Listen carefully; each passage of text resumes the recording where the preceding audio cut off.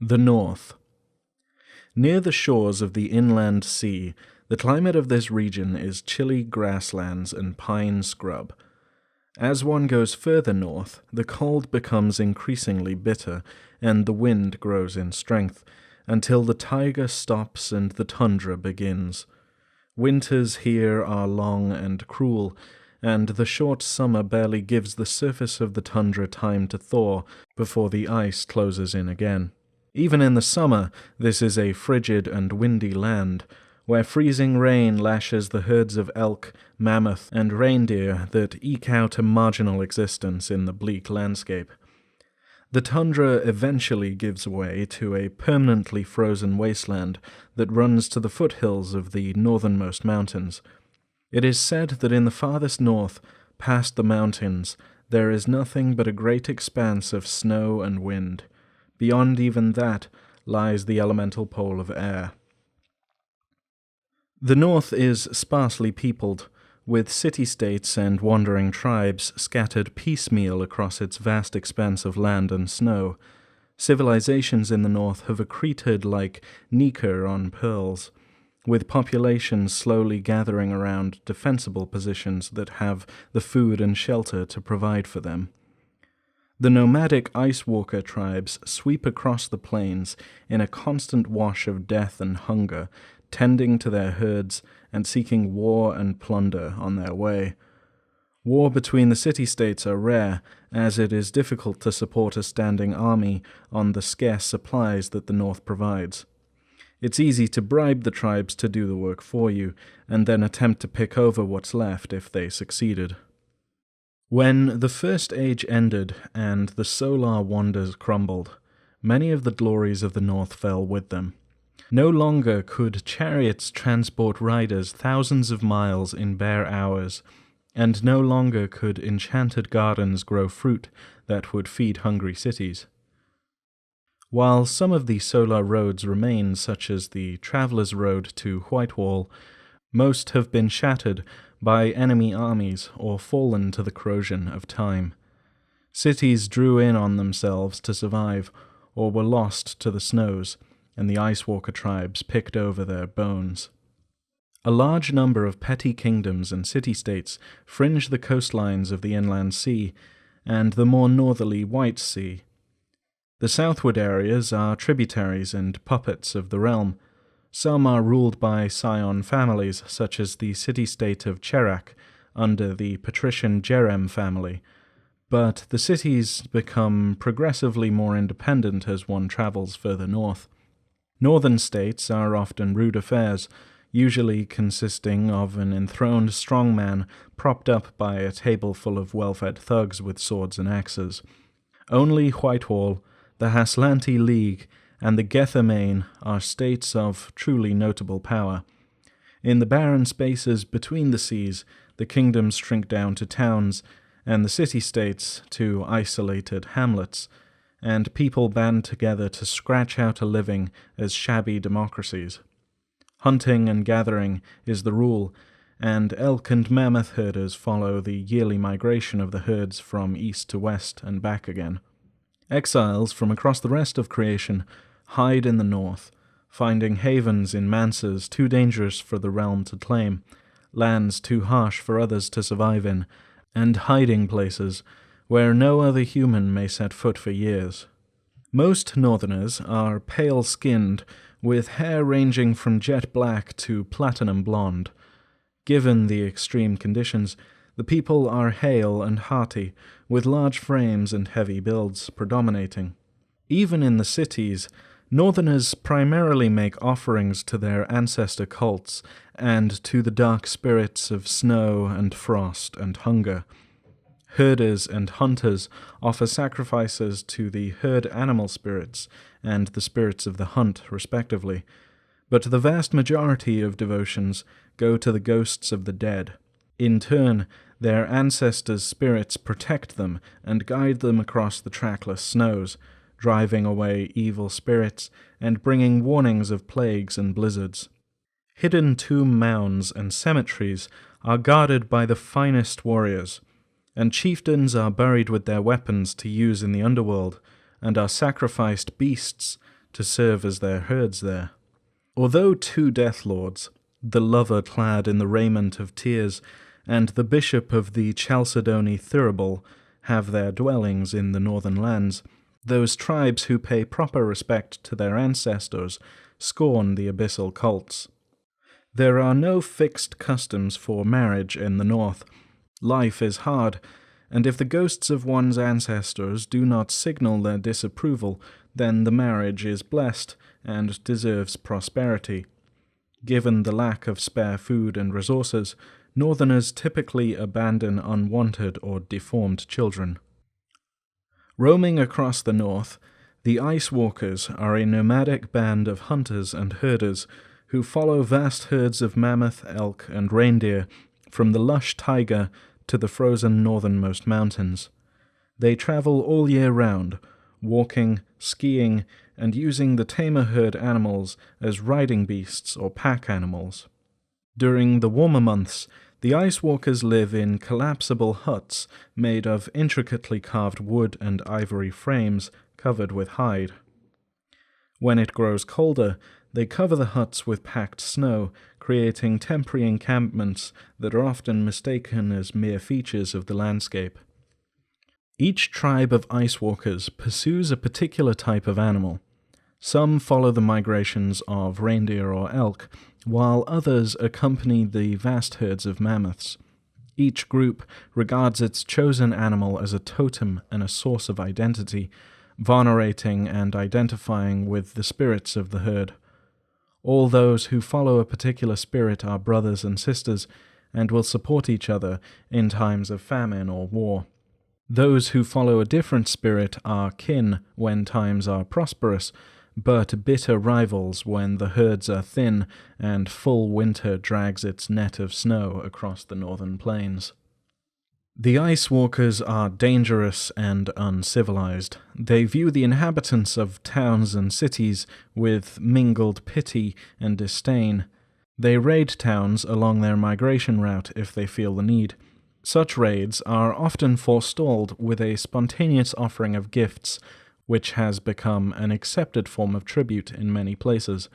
The greatest taboo the Icewalkers observe is cannibalism, and any among their number found guilty of this deed is condemned to a slow and painful death.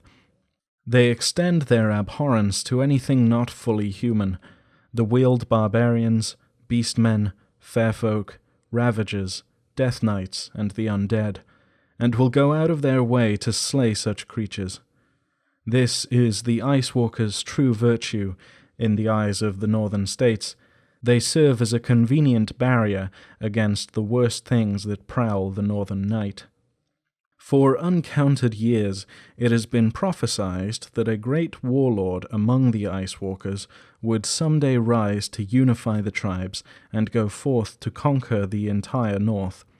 Some fear that this prophecy has been fulfilled with the arrival of the mysterious Bull of the North, an Icewalker leader who has arisen within the past decade and gathered a following among the disparate Icewalker tribes. Both the Haslanti oligarchs and the lords of Gethamane are offering large rewards to any spies willing to gather information about the bull and his plans. Directly north of the Blessed Isle lies Whitewall, one of the largest settlements in the Northlands. Located on rocky taiga, it lies several hundred miles north of the coast of the inland sea. This prosperous metropolis of more than 700,000 inhabitants is a trade hub for the region. While it was originally founded in the First Age as a center of religious study, it has become a powerful city-state in its own right. The end of the First Age left Whitewall isolated and without regular support. Three powerful beings of ice and silver, the Syndics, took control and hammered out a treaty of non-aggression with the local Fae and the dead of the nearby Shadowlands.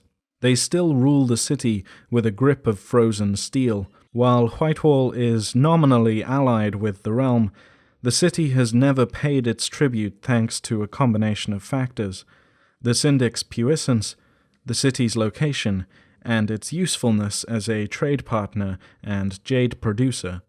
By the conditions of the Syndic's treaty, the road to Whitewall is inviolate, and no walking dead, ghost, or fae may enter the city without permission from someone inside the walls. The road itself dates from the First Age, and is built of virtually indestructible white stone. Ancient encampments on the road keep it clear of ice and snow in all but the worst weather. Anyone living, dead, or fae may use the road, but none may harm any other on the road. For the living, the penalty for breaking the peace of the road is death, and stone pillars flank the road every 40 yards to mark it and to serve as gibbets for the bodies of those who violated the peace. By the terms of the treaty, the Syndics must set 24 living people outside of the walls each year as sacrifice. In the past, these have ranged from notorious criminals such as Midair of the Snake Fist or the 100-Knife Jackal, to reformers or revolutionaries such as the Snow Peacock, whose body was never found, but whose screams were heard for 10 nights without pause. The city of Whitewall is a crowded place that breeds suspicion. Its buildings are constructed of heavy white stone, plain on the outside, but decorated on the inside with bright colors, rich tapestries, and vivid rugs.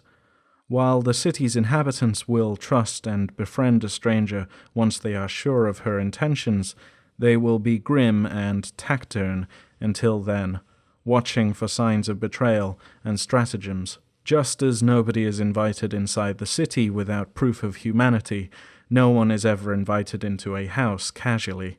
Any such invitation is a clear sign that the host considers the guest as a long-term friend and ally. The land surrounding Whitewall is rich and fertile, but heavy winters sweep down from the mountains. From late fall until spring, blizzards make the travel to Whitewall almost impossible.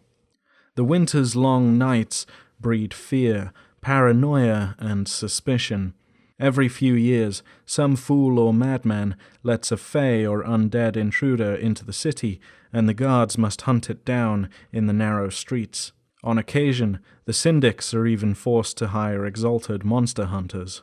Justice in Whitewall is harsh, and penalties range from heavy fines to indentured servitude to mutilation. Individuals convicted of capital crimes such as murder, treason, or consorting with the fae or the undead are put outside of the walls to face whatever calamity comes to them. They are given no supplies and are dressed in clothing to mark their status as convicts so that no caravans will give them aid. In many ways, a death sentence would be kinder. A number of other city-states of varying sizes lie around Whitewall, spokes to its central hub. While traders can journey to them directly, Whitewall serves as a convenient staging post and base, and many caravans would rather plot their trek via Whitewall and take the extra days that such a journey requires, rather than risk the fair folk and the walking dead on lesser roads and across the snow. To the southeast lies Cherak, affiliated with the Jerem scion family, but haunted by infestations of the undead. While House Jerem has appealed to its imperial connections,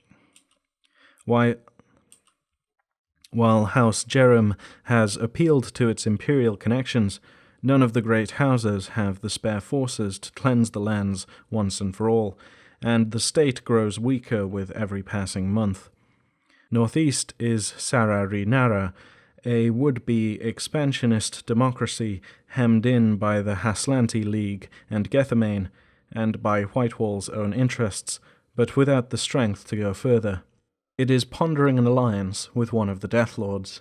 Southwest of Whitewall, scattered across mountain peaks, are the tiny but independent Silverholds, a collection of forts, mining camps, and goat-herding villages that barely survive from year to year, but have done so for centuries.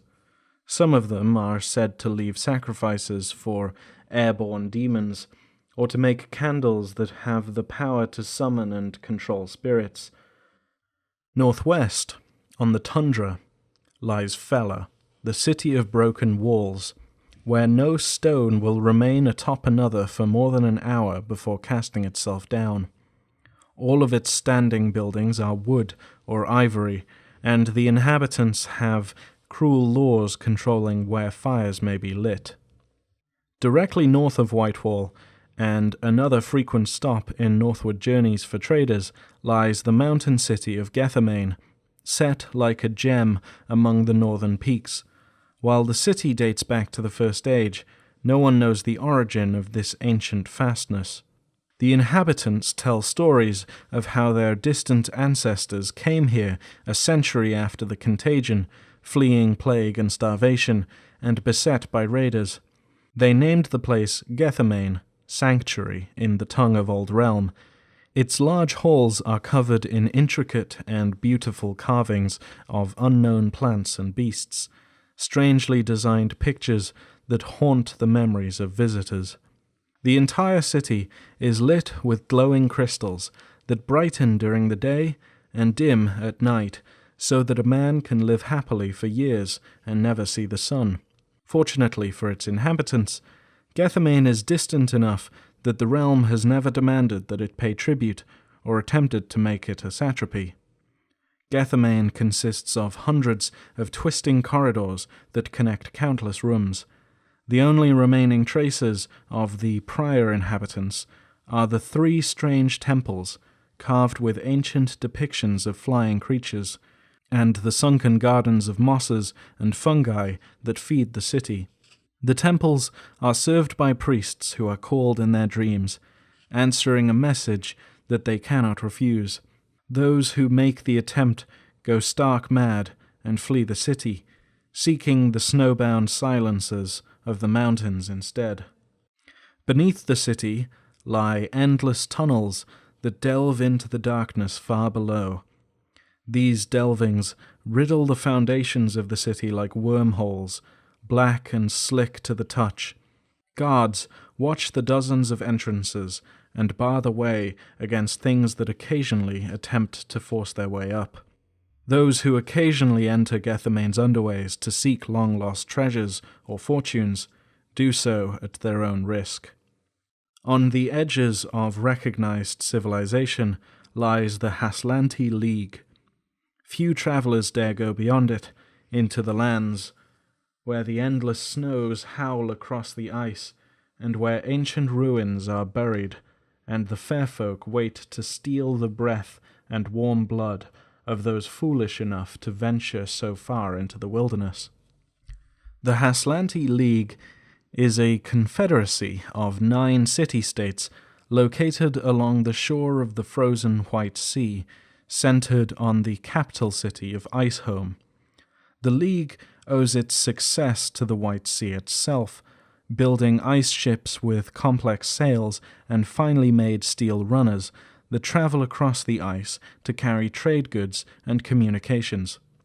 The Haslanti also produce airboats, huge hot-air dirigibles heated by kerosene, which are capable of acting as mobile supply depots and troop transports during war, or supplying the League's remoter settlements in times of peace. Throughout the nation's history, the Haslanti Council of Oligarchs has proven willing to change with every passing wind, and the League's future has been harnessed to its ability to catch each moment's opportunity. When the nascent League warred with the Guild and was cut off from convenient food or travel to the south, the Haslanti built their first ice ships. While pitiful when compared to ancient air chariots that have long since fallen into disuse or have been destroyed, the hot air dirigibles of the League were made by mortals with mortal tools, and during the Wildfog War, while simultaneously hunkering down to resist the Fairfolk attacks, the Haslanti established the high-speed communication system that now links the cities. Since its inception, the League has withheld tribute from the distant realm, presenting suitable excuse coupled with polite refusal to the imperial representatives who managed to reach the capital of Icehome. Similarly, the Haslanti have treaties with a number of northern tribes, and they frequently cooperate to drive back the Wild barbarians. The League cities themselves are designed with the region's harsh winters in mind. All buildings stand at least 2 stories tall. In the winter, people use a dwelling's lower doors, which lead to a warren of tunnel-like covered streets, and in the summer they use the upper doors and walk on the roofs of the covered streets. While reindeer meat, fish, trapped game, cheese, lichen and mosses serve as base sustenance for the nation, it is the frequent mammoth hunts that provide the ivory used to raise the Haslanti cities and build their foundations. While practicality rules the League, the Haslanti themselves worship spirits of ice, dream and fate, and are guided by their dreams.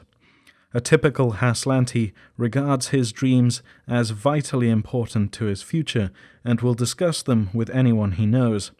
In fact, lying about dreams is considered more unacceptable than lying about waking life, and concealing one's dreams is socially improper and likely to induce distrust in all Haslanti who know the tight-lipped dreamer.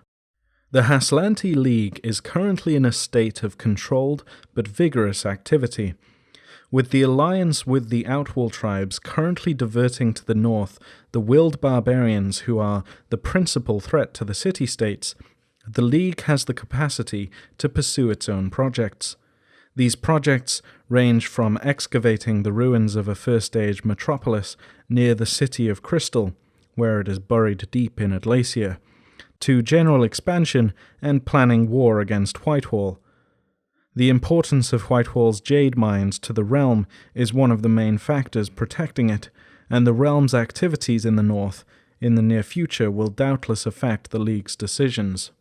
Down the northwest coast towards the west, the frozen White Sea becomes true water, with open sea breaking through the ice. Cormorants hunt up and down the coast between the fishing villages and small towns, where the sailors go out in longboats to hunt narwhals and whales, and where divers swim with trained dolphins to bring back fragments of first-age treasures from the seabed.